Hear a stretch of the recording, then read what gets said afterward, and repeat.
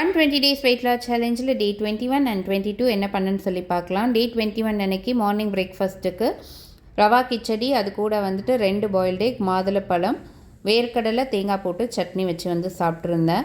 Wait லாஸ்க்கு வெள்ளை ரவை எடுக்கலாமான்னு சொல்லி கேட்பீங்க. நீங்கள் வந்து கோதுமை ரவையே வந்து எடுத்துக்கலாம். ஒயிட் ரவை வந்து அவாய்ட் பண்ணிக்கிறது நல்லது.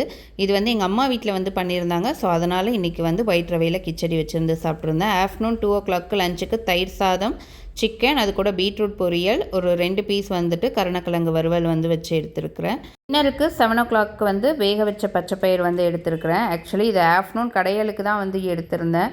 பட் ஆஃப்டர்நூன் சமைக்க முடியல. அதனால் ஈவினிங் வந்துட்டு பச்சைப்பயிறு, அது கூட வந்துட்டு கொஞ்சமாக வந்து மாதுளப்பழம், சக்கரவள்ளி கிழங்கு வந்துட்டு ஒரு சின்ன கிழங்கு வந்து எடுத்திருந்தேன் வேக வச்சு. அது கூட வந்து பப்பாளி பழம் வச்சு வந்து டின்னர் வந்து சாப்பிட்ருந்தேன். டெய்லியுமே நீங்கள் ஒரு சுண்டல் வந்து எடுத்துக்கோங்க.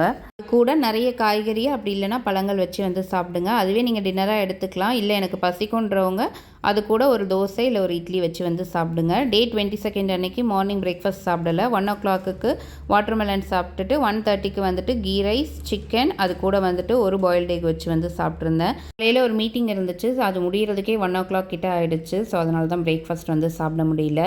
ஈவினிங் ஒரு 4:30 வந்து வெள்ளரி பிஞ்சு வந்து சாப்பிட்ருந்தேன்.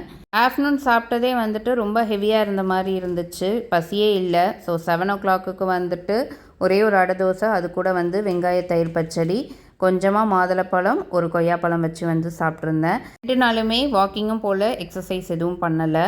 அதுவும் இல்லாமல் எனக்கு ஒரு 1 வீக்காகவே வந்துட்டு சரியாக தூக்கமும் கிடையாது. என்ன தான் டயட் கரெக்டாக ஃபாலோ பண்ணாலும் தூக்கம் சரியில்லைன்னா வெயிட் வந்துட்டு அப்படியே தான் மெயின்டைன் ஆகும். நாளைக்கு வீடியோவில் பார்க்கலாம்.